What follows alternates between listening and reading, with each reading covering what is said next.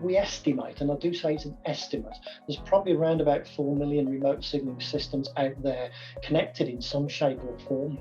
But I guess the big question is how many of those are connected to the PSTN network? And that is anywhere between 1 to 2 million connections that possibly touch the PSTN network. So this is a big issue in terms of moving off the PSTN onto more IP systems. Over the next 4.5 years, the end customers will have over 600 different communications providers, so Sky and TalkTalk and BT, and 600 others that they've had over the years.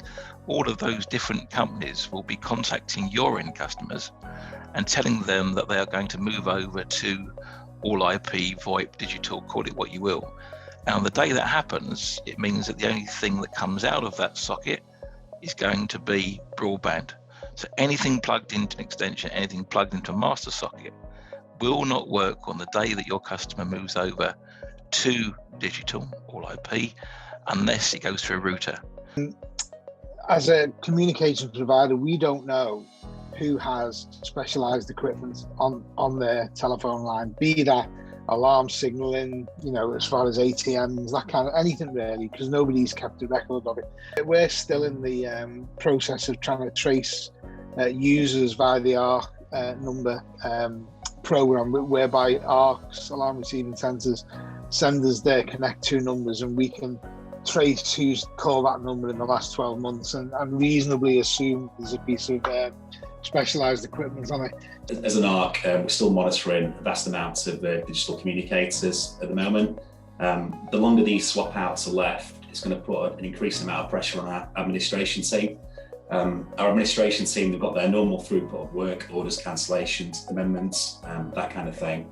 And it's going to leave us with potentially an impossible task to achieve all these swap outs if they're left until the last moment, the last year, last 18 months. It's sort of like the perfect storm, isn't it, for installers in our industry? These sort of changes are happening at a time which is sort of unprecedented. And I agree with James about customer preservation. So we've got to be looking at trying to keep our customers. I think knowing the size of the problem is a thing that we need to identify. What technology we're going to use. Are we going to charge for it, given again the pressure of self-monitored systems?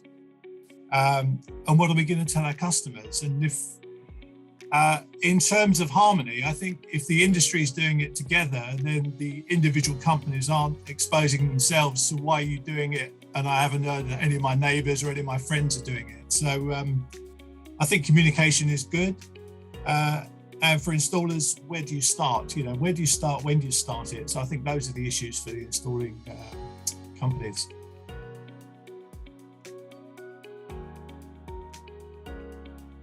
This is happening, and it's not because installers just want to make some money here. At the end of the day, they're obviously having to consider the risks of leaving equipment to take a chance, and clearly that's not something our industry can do.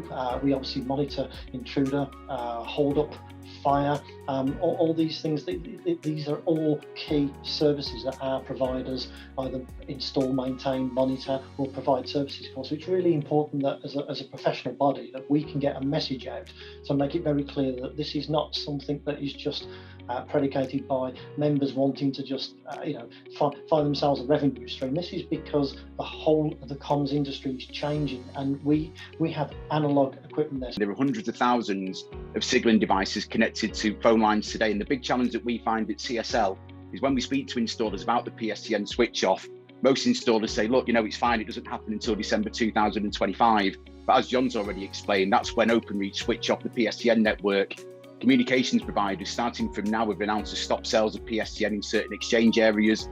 Different communications providers will turn off their services at different times. So it is a major challenge.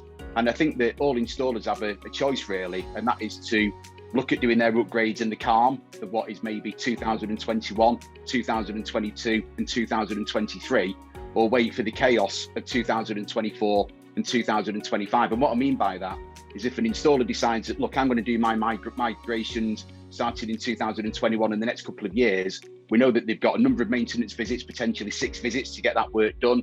We know that there's plenty of stock. CSL won't have any stock issues during that time. as James said before, they'll be able to process the orders that come through.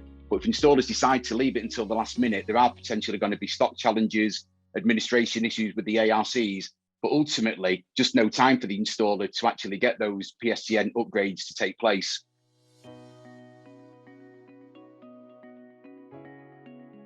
The message that's coming through, or hopefully coming through, is that it's a team effort, because we can't install a product if we don't have the product, or we can't connect it if the ARC aren't ready to connect it. So I think from an installer point of view, the more time that you have in front of you to plan the process and you've got people supporting you, then we're not going to be sitting here one day with 300 boxes of kit that we can't install because we don't have the time, or we can't connect it because the ARCs aren't ready.